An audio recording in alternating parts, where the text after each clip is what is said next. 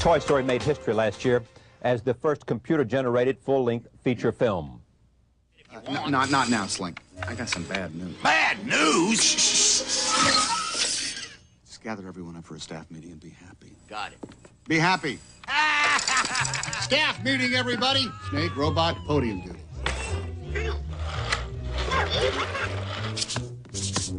Hey, Etch. Draw. Oh! Got me again. Etch, you've been working on that draw. Fastest knobs in the West. Got a staff meeting, you guys. Come on, let's go. Now, where is that? Oh. Hey, who moved my doodle pad way over here? How you doing, Rex? Were you scared? Tell me honestly. I was close to being scared that time. Oh, I'm going for fearsome here, but I just don't feel it. I think I'm just coming off as annoying. Ow! Oh, hi, Bo. Hi. I wanted to thank you, Woody, for saving my flock. Oh, hey, it was, nothing. What do you say I get someone else to watch the sheep tonight? Hell yeah. Remember, I'm just a couple of blocks away. The film earned over $192 million domestically, more than $300 million internationally. It will soon be released on home video. Its technology and success have revolutionized the business of animation and opened the door to endless possibility between Hollywood and the Silicon Valley. Joining me now, Academy Award-winning director John Lasseter. He led the innovative team from Pixar Animation that brought the film to life. Also, Pixar's chairman and CEO, Steve Jobs. He introduced computers to the ordinary user when he co-founded Apple Computers. He currently heads Next Software, and I'm pleased to have both of them here to talk about what's happening in the world of animation and this marvelous relationship between film and computers producing animation. Welcome. Great to have you here. Charlie. Let me start with you. John. Okay. As a director, what's going on? I mean, what does Pixar do that's so extraordinary? I think what Pixar does is so what Pixar does is so extraordinary is that we have taken a look at this new technology, computer animation, and we don't look at it as a way to replace any of the creativity or any of the real art of filmmaking. We look at it as these are just great new expensive pencils. You know, that's what it is. It's artists using these computers as though, you know, an artist at Disney uses a piece of paper and a pencil. And because the focus of what we do is still where it's the most important, and that's with the story and the characters. I think Toy Story is a success, not because it's computer generated. It's a success because it has, you know, the characters of Buzz Lightyear and Woody and in the storyline that really has captivated audiences. But the question still is, what could you do because of new technology, and how faster and how less expensive than the old way? What's interesting is I think when computers come into any Does it give you, let me interrupt myself, more creative freedom in a sense to roll because the technology allows you that? Well, it's two aspects of what you asked. One, what's interesting is it's a very common belief that when computers come into a new artistic medium, that something that's either you know, less expensive, takes less time, or it's going to replace something. You know, it reminds me a lot of when photography was invented.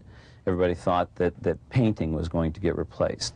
You know, and that is something that really just, you know, won't happen. What computer animation does is it has a whole new look. You know, but the key word is animation. Animation, by definition, is making a motion picture frame by frame by frame by frame, and that doesn't change. We labor over every single frame, and so I worked on Toy Story for over 4 years. The full production was 2.5 years.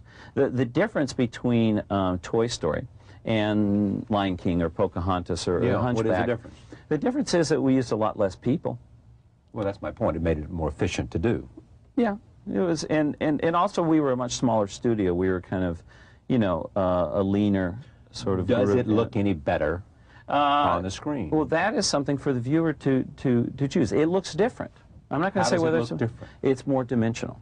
What excited me about this medium, I was trained as a traditional animator. I love Disney animation. I love, you know, Warner Brothers cartoons. That's what I grew up on, you know, and I got really excited about animation. I was trained as a traditional animator, drawing, design, all that.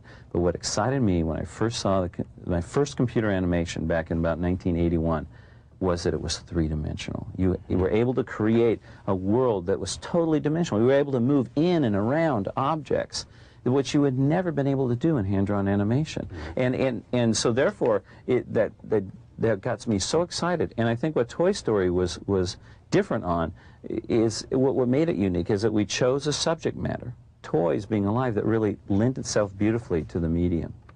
How did you, sir? What have I got to do with this? Exactly. I mean, you know, you're a guy who founds high-tech companies and tries to make another $1 billion.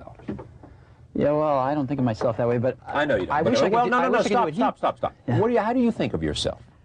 I mean, after Apple, after Next, how do you think of yourself? You know, the things that I've done in my life, I think the things we do now at Pixar, these are team sports. You know, they're not something that one person does. We've got, you have to have an extraordinary team, because these are, you're trying to climb a mountain with a whole party of people. A lot of stuff to bring up the mountain. So one person can't do it. And I first got involved in this when I heard about this incredible group of computer graphics specialists that George Lucas had assembled at Lucasfilm that he wanted to sell. And so I went up there and saw what they were doing, and I met the leader of this group, Dr. Ed Catmull. And Ed told me about his dream, which was to make the first computer animated feature film someday, and showed me what this team was working on. And I was blown away. I spent a lot of time in computer graphics with the Macintosh and the Laser Writer and stuff, but this was way beyond anything I'd seen. And so I bought into that dream, both spiritually, if you will, and financially, and we bought the computer division from George and incorporated it as Pixar. John was there from the very start, Ed was there, and we were joined by other people along the way. And it took us 10 years to do it. But what was so hard? Oh, there were... Good question, huh, John? You know... Yeah, that's a good question. It took us a long time to build the technical foundation to do this stuff. We were pioneering every step of the way. Pixar invented all this stuff. But as John says, we don't view ourselves as a technology company. Our product is content. We're an entertainment company. And all this technology really is just in the service of the storytelling, the service of the creative people. And computer animation is even a little bit of a misnomer. The computers don't do the animation. They do the drawing. And they crank on these drawings for, like, 3 hours by one of the fastest computers in the world, which is why the drawings are three-dimensional. But the animators act. I've watched John and his team work, and they are the heart and soul of the characters. They do all the acting, not the computers. Okay, but I mean, let me just make sure I understand what you're saying. I mean, I would think that people... I mean, when I was telling you about my interest in what in the world's going on and where the future's headed, and you said to me, that's not what we're about. And what the point you wanted to make is that we're about entertainment, and we're about technology in the service of the entertainment that we create, right? We're about putting stories into the culture. That's what we're about, telling stories. And, and you've got a different paintbrush, and you've got a different canvas than everybody else does, or it's a more advanced, it's a better, it's a more something. I'll let John speak to this, but I know a lot of people at Pixar, our heroes are Disney. I mean, look at what they've done. We've all got young children, and our kids watch these Disney films, and they learn a lot from these Disney films, about good and evil and right and wrong, and, they're entertained all along the way. It's a great storytelling. It's incredible vehicle. What they've done. Before I ask you my next one, what's the biggest ever success in animation? Huge. Lion King. Lion King. Lion King broke all the records. Yeah, far and away. Mm-hmm. Yeah, and then Aladdin is right after that, and then Toy Story. And there's a lot of difference in terms of the way Lion King was made and the way Toy Story was made. Yeah, but a world of difference. Yes and no. And nothing different about what came out of the head of the animator. Right. It's the process is very much the same in the development of the story. Animation is very different than live-action filmmaking, because in live-action filmmaking, the director starts with a script, and then blocks out the shot, goes to the set, and films it from all different angles. Covers the scene 10, 20 different times, close-ups, long shots, 2 shots, so on. Takes all that footage, goes into the editing room, and makes the film there. It pieces it together, juxtaposes things, edits the film. It's always the post-production, after the fact. In animation, the actual production of the footage is so time-consuming, therefore expensive. It's really the time is why it's expensive. We can't really afford to do a scene 10 different ways. You know, we have to do it just, every frame has to count. So what we do is in the story development, you pretty much edit your film in advance. Now what I mean by that is you start with the script, and then what we do is we do storyboards, sort of a visual script. Old-fashioned storyboards or new? Old-fashioned. Yeah. You know, with storyboards, one of the things at Pixar is that we don't want to replace, we don't want to throw everything in the animation filmmaking process out the window and replace it with new technology. We use the technology where it's going to make the film better or make the film, you know, different. Storyboarding, there's nothing better than a piece of paper and a pencil and a 4x8 piece of cellulite. You got no story, you got no film. Yeah, and you got no story. So then you do a story reel. You cut that onto film. And in our case, we use a computer there. We use a nonlinear editing system that's very common in the industry now. But it makes it so that we can look at those still drawings with scratch dialogue, scratch music, sit back, watch it on a big projection video, and that film will tell us if it's working or not. If it's working in our story reels, when we animate it and put the colors to it, it's going to work even better. If it's not working in the story reels, the animation won't save it. In essence, it lets us beta test and iterate our film before we make it. Totally different than live action filmmaking. And we believe it's one of the reasons that the hit rate can be substantially different. That's, you know, and that process we're talking about really isn't much different than Disney did Snow White with. Right. You know? But you look, you know, that's one of the things is that Disney and Pixar, we labor over the stories. You know, I mentioned I worked 4 years on Toy Story. The first year and a half was story development alone. You know, we worked so hard because the most important thing to me in creation of Toy Story was to make a film that of course kids will like, because it's all about toys. I mean, most kids look at it as a documentary, you know, but the parents are going to like it. And then the adults without kids would like it. And then teenagers. I have a 16-year-old son named Joey, and he was one of my most important test audiences. Because How old? 16. 16. And it was so important for me that I showed him stuff constantly to see if it was cool or not, you know? Because, you know, teenagers tend to not like a lot of things. And so it was important for us to if we can get the teenage audience... Market tested it with Joey. I did. All right, take a look at this. This is another clip from Toy Story, an illustration of what we're talking about.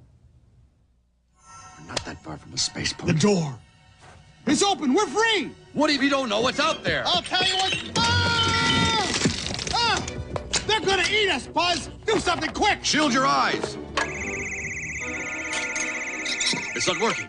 I recharged it before I left. It should be good for now. You idiot! You're a toy. Use your karate chop action. Get away. Hey, how you doing there?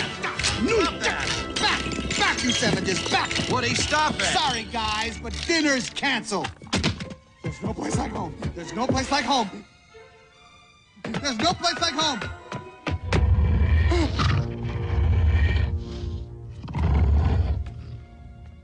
Okay, before I leave Toy Story, which we've talked about a lot here, how do you see this being applied to other, whatever? Think freely for me. I mean, you got a pretty good eye for the future. Well, you know, one of the things, this stuff's really hard. It takes us 4 years to make these films, and we'll get them out more frequently by overlapping them, but 4 years is a pretty big investment in these things. But when it works, it can be phenomenal. You know, Snow White is 60 years old. Who do you know that hasn't seen Snow White? I know people on most continents, and I don't think I know one person that hasn't seen Snow White. So the ability for these things to live for 60 or even 100 years is amazing, and that's very different than the technology world that I've come from. You know, most of the technology products we do, Apple IIs, Macintoshes, you name it, they tend obsolete in 18 months and it's shrinking to 6 months past. You're lucky if they live 10 to 15 years. I mean, it's very rare exception. So, and then they become sort of part of the sediment layer for things to build upon. These things can live for 100 years. And so it's very different. And we're not competing against, you know, a Microsoft or another company. We're competing against, can we make a great film that people love?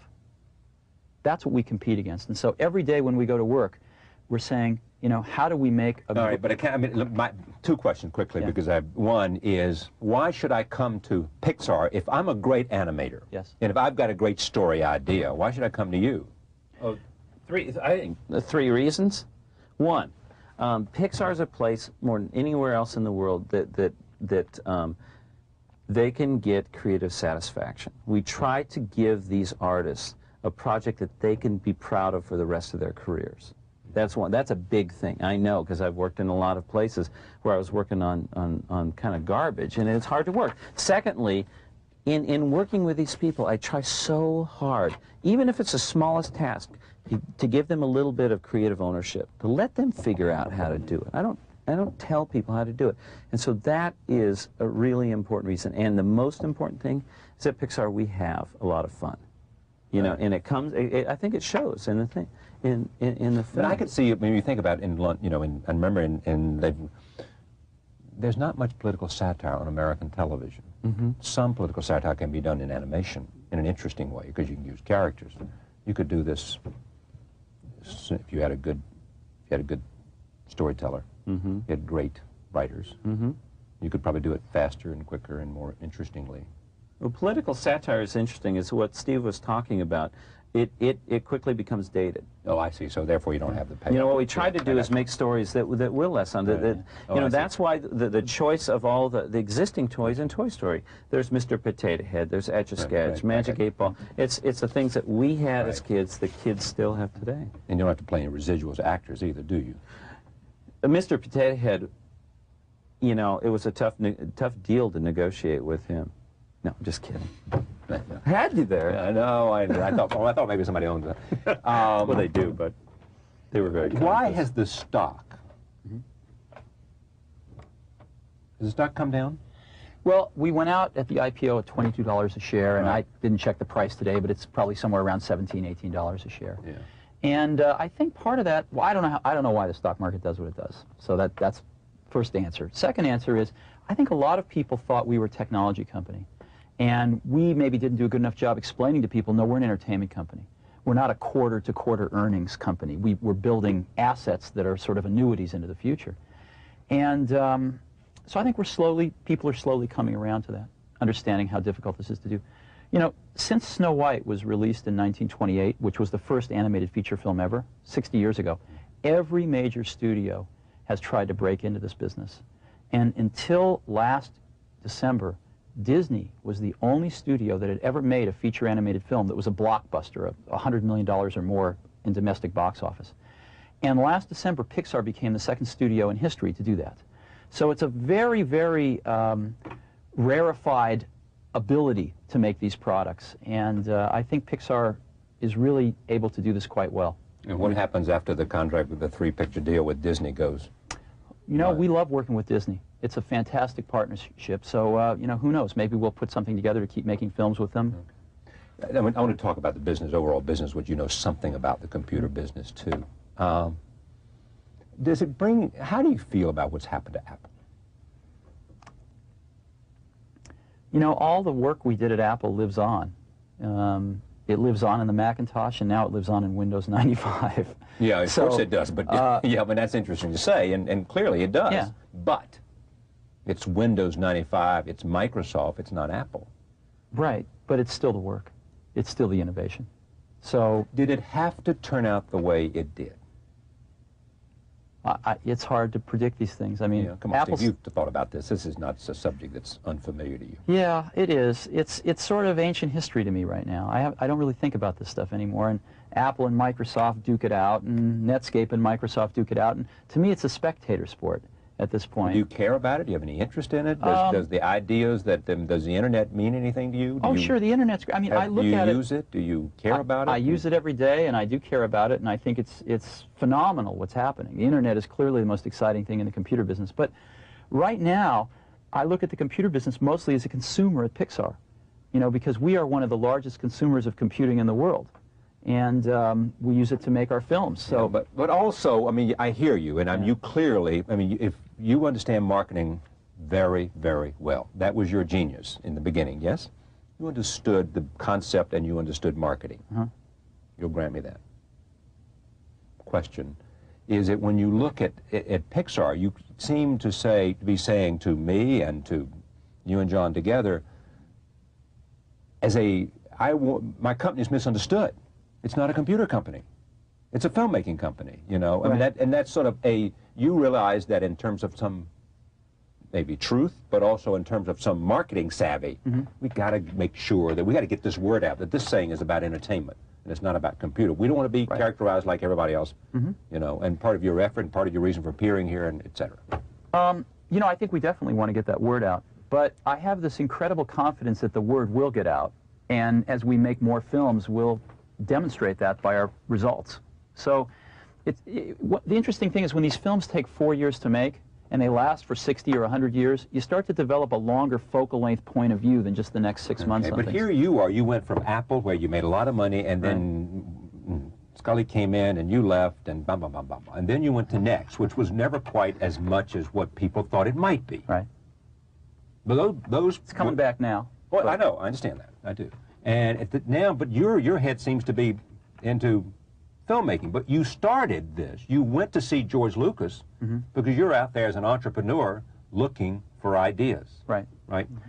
And so all of a sudden you get involved in this idea, and now you're saying, I'm in the entertainment business.